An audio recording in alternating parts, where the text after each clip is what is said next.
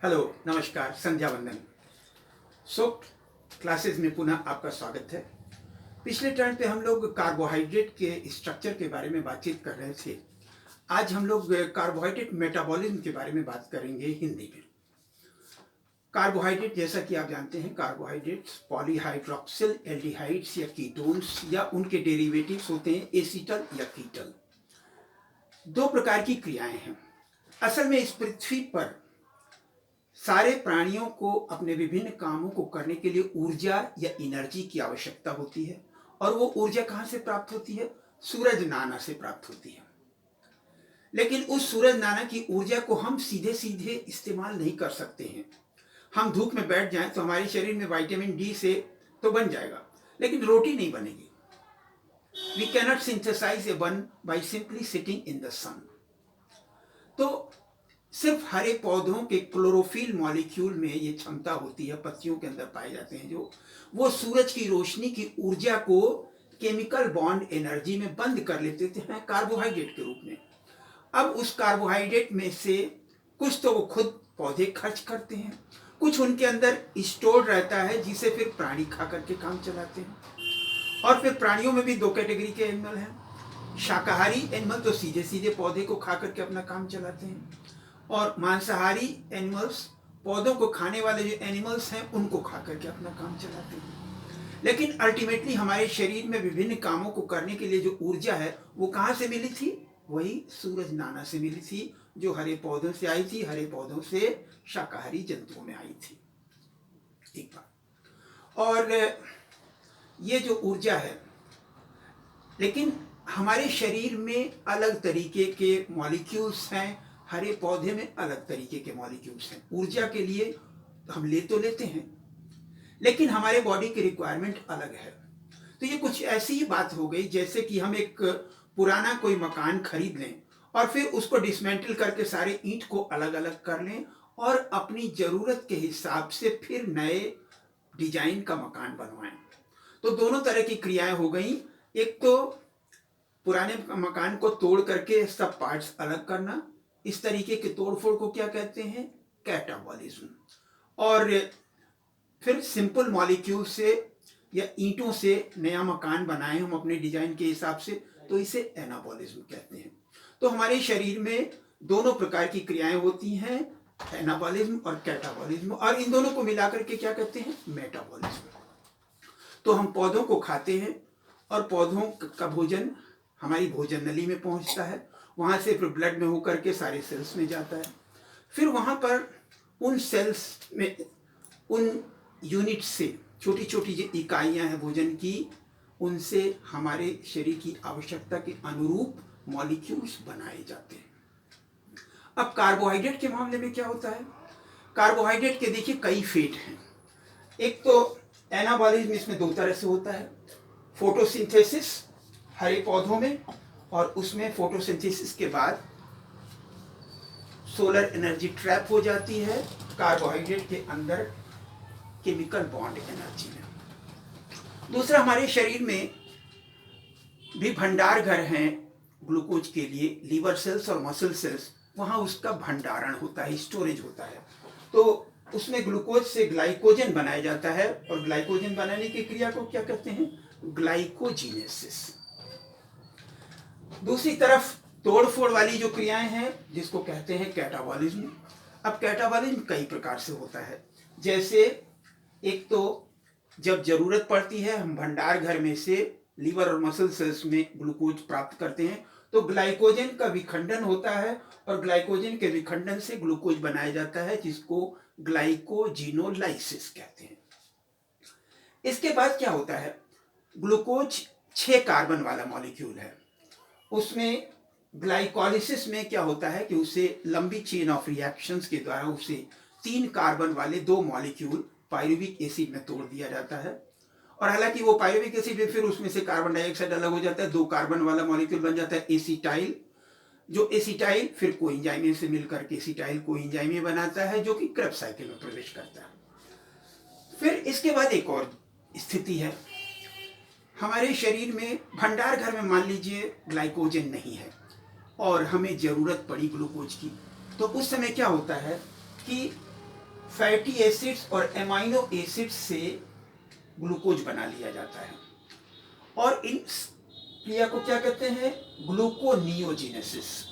Formation of glucose from non carbohydrate sources is called gluconeogenesis. अब इस प्रकार से फैटी एसिड्स, एमाइनो एसिड्स और कार्बोहाइड्रेट मेटाबॉलिज्म, ये सभी एक दूसरे से एक चौराहे के द्वारा जुड़े रहते हैं। और वो चौराहा क्या है? Acetyl coenzyme A molecule. तो एसिटाइल कोएंजाइम ए मॉलिक्यूल से होकर के फिर ये जरूरत पड़ने पे एमाइनो एसिड और फैटी एसिड्स भी बनाए जा सकते हैं, या फैटी एसिड से एमाइनो एसिड से कार्बोहाइड्रेट बनाना है तो उससे एसिटाइल कोएंजाइम ए बनाया जाएगा, फिर ग्लूकोज बना लिया जाएगा। तो ये इसलिए एसिटाइल कोएंजाइम ए को मेटाबॉलिक मिल भी कहते हैं।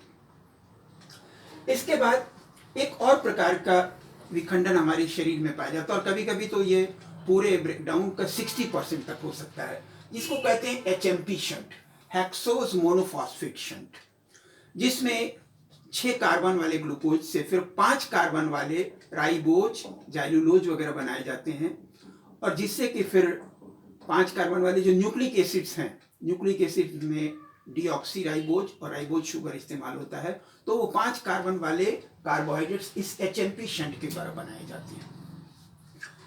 इसके बाद जैसे 3 कार्बन वाला जो पायरुविक एसिड बना, फिर उससे 2 कार्बन वाला एसिटाइल कोएंजाइम ए बना, उसका फर्दर विखंडन करने के लिए एक और क्रिया है क्रेब्स साइकिल। एक और स्थिति है जिसको कहते हैं कोरी साइकिल, कि हमारे शरीर में यदि एनारोबिक रेस्पिरेशन हो, ऑक्सीजन की कमी हो, तो मसल सेल्स वगैरह में क्या होता है, जैसे हम दौड़ करके आ रहे हैं, फिजिकल एक्सरसाइज कर रहे हैं, तो उस समय बॉडी की एनर्जी रिक्वायरमेंट बढ़ जाती है, तो उस समय क्या होता है, थोड़ा सा एनारोबिक रेस्पिरेशन भी हो जाता है। तो उसमें जो पायरुविक एसिड बना था, फिर वो लैक्टिक एसिड में बदल दिया जाता है, और इसीलिए फिर मांसपेशियों में थकान होने लगती है। और आपने देखा होगा कि थकान यदि हो रही है और कोई बैठ करके हमारे हाथ पैर की मसाज कर दे, तो मसाज करने में क्या होता है, थोड़ी देर में आराम मिल जाता है, क्योंकि सेल्स के अंदर जो लैक्टिक एसिड डिपॉजिट हुआ था वो बह करके बाहर आ जाता है, तो थकान उतर जाती है। अब ये लैक्टिक एसिड फिर जरूरत पड़ने पर ग्लूकोज और फिर ग्लाइकोजन में भी बदला जा सकता है। तो इस तरीके से मसल सेल्स में, ब्लड में इनका एक्सचेंज होता रहता है, जिसको कोरी साइकिल कहते हैं, जिसके बारे में हम बाद में डिटेल में पढ़ेंगे। एक सबसे महत्वपूर्ण बात यह है कि जो ग्लूकोज का विखंडन है वो भी एक प्रकार का कंबशन है, ऑक्सीडेशन है। ऑक्सीडेशन क्या होता है? कोई भी चीज यदि ऑक्सीजन से क्रिया करे, या उसमें से हाइड्रोजन अलग हो जाए, या उसमें से लॉस ऑफ इलेक्ट्रॉन हो, तो इसे ऑक्सीडेशन कहते हैं। और इसका उल्टा, कि कोई चीज यदि हाइड्रोजन से कंबाइन करे, ऑक्सीजन उसमें से अलग हो जाए, या गेन ऑफ इलेक्ट्रॉन हो, तो उसे रिडक्शन कहते हैं। लेकिन केमिस्ट्री लैब में तो कोई भी रिएक्शन करना हो, आप टेस्ट ट्यूब में रिएजेंट डालिए और बर्नर के ऊपर गर्म कर दीजिए। लेकिन हमारे शरीर में ये क्षमता नहीं है कि चाय पीनी है तो हम क्या करें कि चाय का 1 चम्मच डाल लें मुंह में, और दूध भी डाल लें, पानी भी डाल लें, और गैस के बर्नर के ऊपर बैठ जाएं। वो संभव नहीं है, क्योंकि हमारे शरीर में सारी क्रियाएं सामान्य तापक्रम पर होनी है। उस शरीर का तापक्रम बढ़ने नहीं देना है। इसलिए नेचर ने ऐसा इंतजाम किया है कि ग्लूकोज के जो 12 हाइड्रोजन आइटम्स हैं, एक एक करके अलग होते हैं। एक एक करके अलग होंगे तो उसकी जो केमिकल बॉन्ड एनर्जी है थोड़ी सी वो अलग हुई, वो इतनी है कि उससे 3 ATP बन सकते हैं। तो 12 हाइड्रोजन से 36 ATP बनते हैं। बाकी 2 और ATP बनते हैं, वो सबस्ट्रेट लेवल फॉस्फोराइलेशन से बनते हैं। तो कुल इन सब रिएक्शंस का खटराक का मतलब क्या है? जरूरत बस इस बात की है कि एक एक करके एक एक हाइड्रोजन अलग किया जाए, उससे थोड़ी सी एनर्जी मुक्त हो, जिससे शरीर का टेम्परेचर बढ़ने ना पाए। और इसके बाद एक और क्रिया होती है। फिर इसे, जैसे हमारे पिताजी जब पहली तारीख को कमा करके पैसे लाते हैं, तो क्या होता है कि हमारी माँ जो है उसे फिर उनसे ले करके पर्स में रख करके पर्स को अलमारी में रख देती है, और पूरे महीने के 30 दिन जब जरूरत होती है तो वो पैसे निकाल निकाल करके देती रहती है। ऐसे ही हमारे शरीर में एक मनी बैग पर्स है, जिसको क्या कहते हैं? एनर्जी करेंसी, और वो है ATP। तो उसको एटीपी में स्टोर कर लिया जाता है। तो कोई भी मॉलिक्यूल यदि एक फॉस्फेट से क्रिया करता है तो उसे क्या कहते हैं? फॉस्फोराइलेशन। और फॉस्फोराइलेशन भी 3 प्रकार से होता है। एक तो फोटोसिंथेसिस में होता है जिसको फोटोफॉस्फोराइलेशन कहते हैं। दूसरा 2 तरीके का फॉस्फोराइलेशन होता है। इस पे कभी कभी सवाल पूछा जाता है कुछ विश्वविद्यालयों की परीक्षाओं में कि कभी कभी मॉलिक्यूल्स का अरेंजमेंट इस तरीके से चेंज होता है कि उससे बस इतनी एनर्जी निकलती है कि उससे एक बार में एक एटीपी बन सके। तो उसमें कहीं ऑक्सीडेशन का बाकी चक्कर नहीं है, तो इसे क्या कहते हैं? Substrate level phosphorylation. दूसरा मामला ऐसा है जिससे कहते हैं ऑक्सीडेटिव फॉस्फोराइलेशन, जिसमें ऑक्सीडेशन के बाद जो ऊर्जा निकली वो तुरंत एडीपी और फॉस्फेट को मिलाकर के एटीपी बनाने में इस्तेमाल कर ली जाती है। अब ये दोनों क्रियाएं बिल्कुल कपुल्ड हैं, ऑक्सीडेशन और फॉस्फोराइलेशन, और इन दोनों क्रियाओं के एक साथ जुड़े होने या कपलिंग को क्या कहते हैं? Oxidative phosphorylation. तो सेलुलर रेस्पिरेशन में सबसे महत्वपूर्ण बात यह है कि ऑक्सीडेशन के बाद जो एनर्जी बाहर निकलती है वो तुरंत उसी समय एडीपी और फॉस्फेट से मिलकर के एटीपी बनाने में इस्तेमाल कर ली जाती है, और वो एटीपी फिर स्टोर कर लिया जाता है। अब बाद में जब भी किसी भी काम करने के लिए ऊर्जा की जरूरत होती है तो वो एटीपी फिर एडीपी और फॉस्फेट में टूट जाता है, वो एनर्जी निकल जाती है। इसमें सामान्य एक कोवैलेंट बॉन्ड की बॉन्ड एनर्जी 2 या 3 किलो कैलोरी पर मोल होती है, लेकिन उसकी तुलना में जो यहाँ पे हाई एनर्जी बॉन्ड है एटीपी में, उसमें बॉन्ड एनर्जी उसकी लगभग 7 किलो कैलोरी होती है, क्योंकि उसका स्ट्रक्चर ऐसा है। तो ATP, GTP, CTP, creatine phosphate, arginine phosphate, कुछ ऐसे मॉलिक्यूल्स हैं जिसमें हाई एनर्जी बॉन्ड होता है। तो अब एक और इंटरेस्टिंग बात है कि जब भी किसी भी एटम को एनर्जी दिया जाता है तो वो क्या होता है?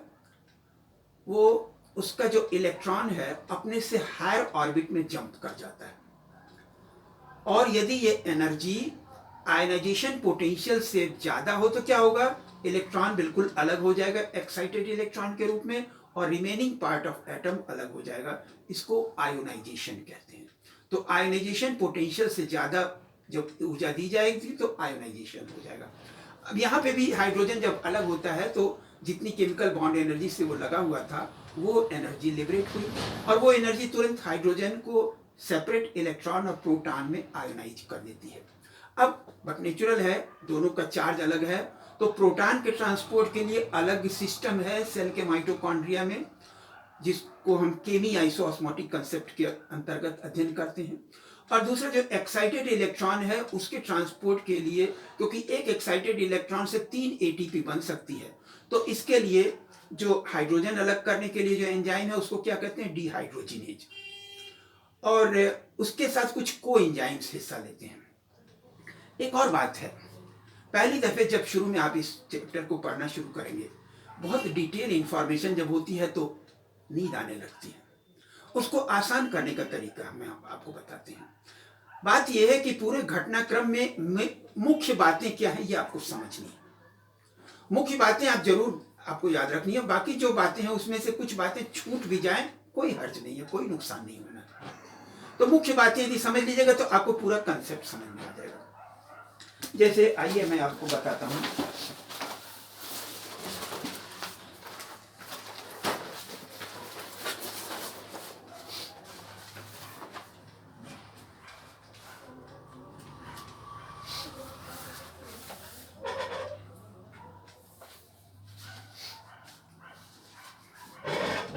अब देखिए ये क्या हुआ, ग्लूकोज के ऑक्सीडेशन से हाइड्रोजन एटम अलग हुआ, लेकिन जितनी बॉन्ड एनर्जी से जुड़ा हुआ था ये बॉन्ड एनर्जी जो है अलग हुई, और उसने हाइड्रोजन को सेपरेट एक्साइटेड इलेक्ट्रॉन में और प्रोटॉन में आयोनाइज कर दिया। इस एक्साइटेड इलेक्ट्रॉन में इतनी एनर्जी है कि इससे 3 एटीपी बन सकता है। तो इसके लिए डिहाइड्रोजिनेज एंजाइम जो है वो उसके साथ जो को एंजाइम का सेट है इलेक्ट्रॉन ट्रांसपोर्ट करने के लिए, तो उनमें सबसे पहले क्या होता है? NADH, NAD इलेक्ट्रॉन को लेकर के NADH प्लस हाइड्रोजन आयन बनाएगा, और फिर उसके बाद FAD उसको ले लेगा। दोनों के रिडॉक्स पोटेंशियल में इतना अंतर है NAD और FAD के रिडॉक्स पोटेंशियल में कि उससे एक जो थर्मोडायनेमिक्स का जो थर्ड इक्वेशन है, नर्स्ट इक्वेशन, उसमें जो पोटेंशियल डिफरेंस है उसको N और फैराडे से मल्टीप्लाई कर दीजिए तो उसे कितनी कैलोरी एनर्जी मिल सकती है वो कैलकुलेट किया जा सकता है। तो इसमें जितनी कैलोरी एनर्जी निकलती है उससे एक ATP बन सकता है। तो क्या होगा, यहाँ पर एक ADP और फॉस्फेट मिलकर के एक ATP बना लेगा। इसके बाद FAD के बाद एक और मॉलिक्यूल है एक्विनॉन, जिसको Q कहते हैं, ये रिड्यूस्ड होता है। फिर उसके बाद साइटोक्रोम सिस्टम, और साइटोक्रोम सिस्टम में क्या है कि कई मॉलिक्यूल्स हैं एक साथ जिनके रिडॉक्स पोटेंशियल में वैसे ही ग्रेडेशन होता है, इसलिए ये रिएक्शन इस डायरेक्शन में होती है, रिवर्सिबल होते हुए भी। तो इसमें क्या होता है कि साइटोक्रोम B फिर साइटोक्रोम C, इसके बीच में भी पोटेंशियल डिफरेंस इतना है कि इससे एक ATP यहाँ बन जाता है, और साइटोक्रोम C और साइटोक्रोम A के बीच में एक और ATP बन जाता है। यहाँ एक और इम्पॉर्टेंट बात है कि सक्सिनिक एसिड के अलावा और कोई भी जो एसिड आयनाइज होगा तो उसमें तो ये पूरा चेन लागू होगा, लेकिन सक्सिनिक एसिड के साथ ऐसा है कि उससे जो एक्साइटेड इलेक्ट्रॉन निकलता है वो सीधे FAD के द्वारा लिया जाता है, तो उसके ऑक्सीडेशन से सिर्फ 2 ATP बनेगा फॉस्फोराइलेशन के बाद एक बार।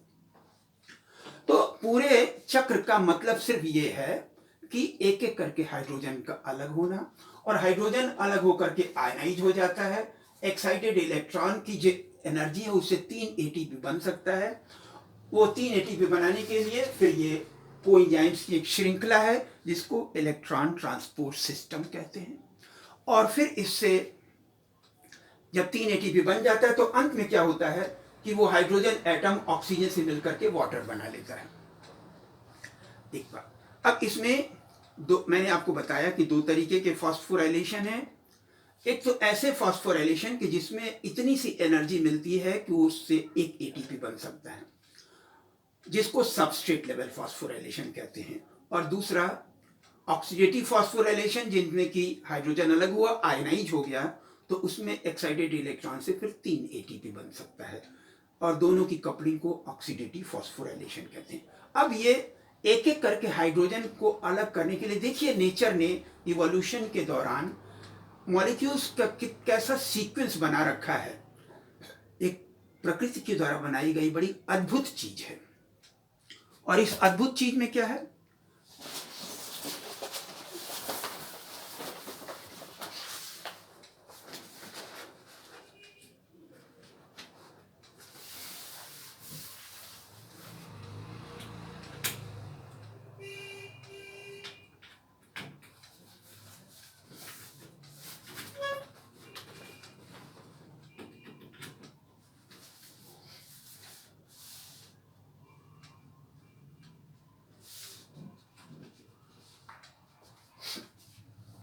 आइए देखते हैं।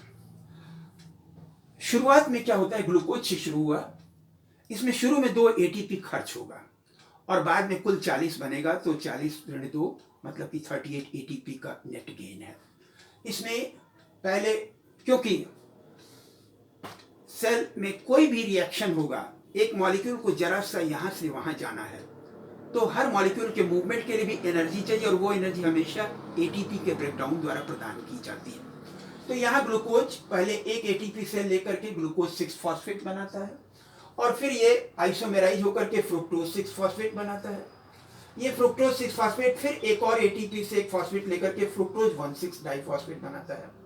अब इसके बाद क्या होता है कि ये यहाँ से टूट जाता है 3 कार्बन वाले 2 मॉलिक्यूल में, एक तो डाईहाइड्रोक्सी एसीटोन फॉस्फेट और दूसरा 3 फॉस्फोग्लिसराल्डिहाइड। अब इसमें बीच के एक आध स्टेप आप भूल भी जाएं तो कोई चिंता करने की बात नहीं है। मेन जो कंसेप्ट है वो आपके दिमाग में बिल्कुल क्लियर होना चाहिए। मैंने आपसे कहा कि 2 तरीके का फॉस्फोराइलेशन होता है, तो यहाँ पे आप देखेंगे कि 2 तरीके का फॉस्फोराइलेशन होगा। एक तो यहाँ से 3 फॉस्फोग्लिसराल्डिहाइड से एक फॉस्फेट और अटैच होता है तो 1,3 डाइफॉस्फोग्लिसरिक एसिड बनता है और उसी के साथ ऑक्सीडेशन भी हो जाता है, हाइड्रोजन अलग हुआ, आयनाइज हुआ और इलेक्ट्रॉन ट्रांसपोर्ट चेन में चला गया। चूंकि अब यहाँ से दो दो मॉलिक्यूल चल रहे हैं तो 2 × 3 = 6 एटीपी। तो सिर्फ यहीं पर जो है ऑक्सीडेटिव फॉस्फोराइलेशन हो रहा है। 2 जगह सबस्ट्रेट लेवल फॉस्फोराइलेशन होगा, जिसमें यहाँ पर सबस्ट्रेट लेवल फॉस्फोराइलेशन में ये फॉस्फोरिक एसिड से फॉस्फेट लेगा और वो फिर हाई एनर्जी बॉन्ड में चेंज हो जाएगा। तो 3 फॉस्फोग्लिसरिक एसिड बना और 3 फॉस्फोग्लिसरिक एसिड बनने में यहाँ पर सबस्ट्रेट लेवल फॉस्फोराइलेशन हुआ, 1 एटीपी बन गया। फिर यहाँ 2 फॉस्फोग्लिसरिक एसिड बना, फॉस्फोइनॉल पायरुविक एसिड बना है। इसमें एक का स्टेप आप भूल भी जाए कोई हर्ज नहीं है, या आप सहजे छोड़ दीजिए। आप लिख सकते हैं कि समय के अभाव के साथ के लिए कुछ बीच के कम महत्वपूर्ण स्टेप्स छोड़ दिए गए हैं। आप इम्तिहान में यदि अपनी कॉपी में ऐसा लिखते हैं तो भी आपको पूरे में पूरा नंबर मिलेगा, यदि आप मेन जो कंसेप्ट है वो आपका बिल्कुल क्लियर है। तो बीच के स्टेप में कुछ भूल जाइए तो भी कोई हर्ज नहीं है। यहां आपको बस ये याद रखना था कि यहां एक बार ऑक्सीडेटिव फॉस्फोराइलेशन हुआ और यहां पे फिर सबस्ट्रेट लेवल फॉस्फोराइलेशन। ये बीच में स्टेप भूल भी जाइए, कोई हर्ज नहीं है। उसके बाद फॉस्फोइनॉल पायरुविक एसिड से फिर पायरुविक एसिड बनता है, वहां पे फिर एक सबस्ट्रेट लेवल फॉस्फोराइलेशन होता है जिससे कि एक बार में 1 एटीपी बनता है।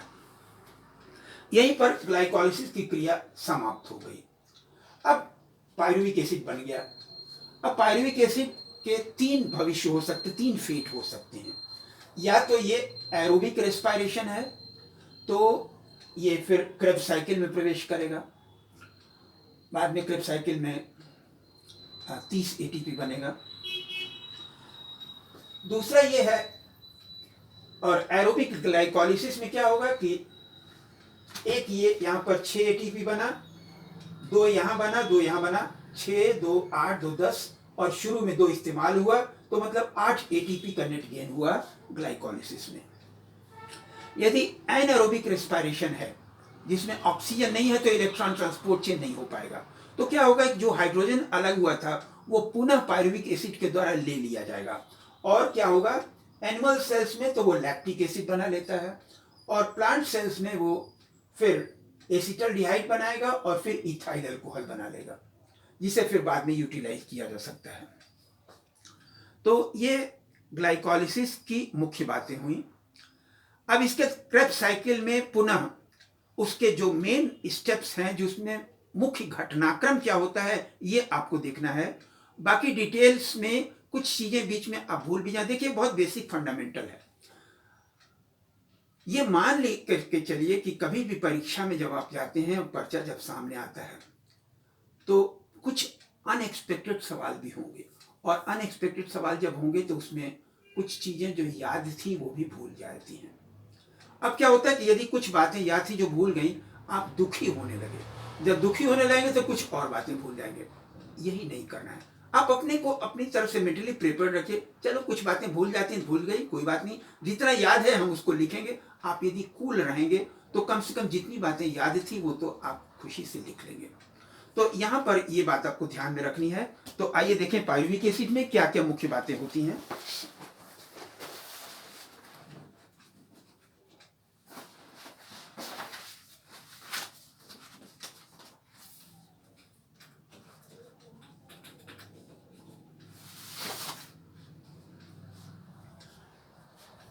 तो क्रेब्स साइकिल में CH3COCOH ये क्या है, पायरुविक एसिड। पायरुविक एसिड से शुरू हुआ। मुख्य चक्र शुरू होने के पहले इसमें से क्या होगा, एक तरफ CO2 अलग हो गया और फिर एक हाइड्रोजन अलग हो गया, ये भी इलेक्ट्रॉन ट्रांसपोर्ट सिस्टम में चला गया। देखिए यहाँ पे इस सवाल में एक जगह आप और अटकेंगे ये कि हर स्टेप में एंजाइम्स का नाम आएगा और एंजाइम का नाम याद करना पड़ेगा। आपको बिल्कुल परेशान होने की जरूरत नहीं है। ध्यान रखिए सिर्फ 2 तरीके के एंजाइम हैं मुख्य। एक जगह आइसोमेरेज होगा, एक तो जो हाइड्रोजन अलग होता है तो वहां पे डिहाइड्रोजिनेज होगा, और एक जहां पे CO2 अलग होगा तो वहां डिकार्बोक्सिलेज होगा, राइट। अब हाइड्रोजन अलग होता है डिहाइड्रोजिनेशन में, यदि सक्सिनिक एसिड से हाइड्रोजन अलग हुआ तो उसमें एंजाइम क्या होगा, succinic acid dehydrogenase. Pyruvic acid से अलग हुआ तो उसमें क्या कहेंगे, pyruvic acid dehydrogenase. Malic acid से अलग हुआ तो मैलिक एसिड डिहाइड्रोजिनेज। तो इसमें कुछ आपको याद नहीं करना है, बस जहां आपको हाइड्रोजन अलग हुआ वो स्टेप्स आपको बता दिया हमने, और उसमें उससे पहले वाला जो सबस्ट्रेट है बस उसका नाम आपको जोड़ लेना है, याद हो जाएगा आसानी से। तो यहाँ पे क्या हुआ, ये एसिड, अब ये अलग होने के बाद ये एसिटाइल रेडिकल बना। एसिटाइल रेडिकल है, ये फ्रीली नहीं एग्जिस्ट करेगा। तो उसी समय क्या होता है कि ये कोएंजाइम ए से बाइंड हो जाता है, और कोएंजाइम ए से बाइंड होकर के एसिटाइल कोएंजाइम ए बनाता है। अब ये एसिटाइल कोएंजाइम ए फिर ये क्रेब्स साइकिल में प्रवेश करेगा। ये ऑक्सैलो एसिटिक एसिड जो कि 4 कार्बन वाला है और ये 2 कार्बन वाला है, उससे मिल करके 6 कार्बन वाला साइट्रिक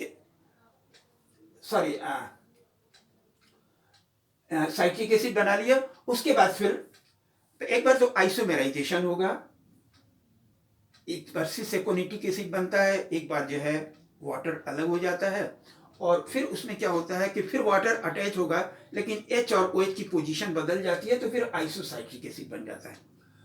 आइसोसाइट्रिक एसिड, अब यहाँ पर पहला वाला स्टेप होगा कि हाइड्रोजन अलग हुआ, इलेक्ट्रॉन ट्रांसपोर्ट चेन है, एक यहाँ अलग हुआ, एक यहाँ पे हुआ, अल्फा कीटोग्लूटेरिक एसिड बना। फिर इससे सक्सिनाइल कोएंजाइम ए बनने में भी एक और हाइड्रोजन अलग हुआ, इलेक्ट्रॉन ट्रांसपोर्ट चेन में गया। यहां पर सक्सिनिक एसिड बना। सक्सिनिक एसिड से यहां पर एक सबस्ट्रेट लेवल फॉस्फोराइलेशन हुआ, एक एटीपी बना। और एक्चुअली सक्सिनिक एसिड से जब हाइड्रोजन अलग होता है, इलेक्ट्रॉन NAD से नहीं शुरू करता है, FAD से शुरू करता है, तो इसलिए क्या होता है, इससे 3 की जगह 2 ही एटीपी बनेगा, तो एक एटीपी इससे कंपेंसेट हो गया। इसके बाद फ्यूमेरिक एसिड, मैलिक एसिड से ऑक्सैलोएसिटिक एसिड बनने में एक और हाइड्रोजन अलग हुआ। तो मुख्य बात क्या है, आपको यह समझना है, शुरुआत में एक CO2 अलग हो गया तो डीकार्बोक्सिलेज एंजाइम होगा, और 1, 2, 3, 4 और 5 जगह हाइड्रोजन अलग होता है, और अलग होने के बाद electron transport chain. Already 2 molecule चल रहे थे पायरुविक एसिड के, तो 5 × 2 = 10, और 10 × 30। इसमें भी एक चीज ऐड कर लीजिए कि यहाँ पर 3 की जगह 2 ही बना था, लेकिन एक एटीपी यहाँ बन गया था, तो कुल मिलाकर के 30 एटीपी बन गया। इतनी बेसिक फंडामेंटल से जरूरी है। हायर क्लासेस के आप विद्यार्थी हैं तो उसमें क्या होगा कि इनका फिर स्ट्रक्चर, वाकई उन मॉलिक्यूल्स में चेंज क्या होता है स्ट्रक्चरल फार्मूला के साथ, यदि आप हायर क्लासेस के विद्यार्थी हैं उसमें आपकी जरूरत है, तो इसके बाद हम आपको स्ट्रक्चरल फार्मूला के लेवल पे क्या चेंज होता है वो कल बताएंगे, और बेसिक चीज यहीं पे समाप्त होती है। धन्यवाद, थैंक यू वेरी मच।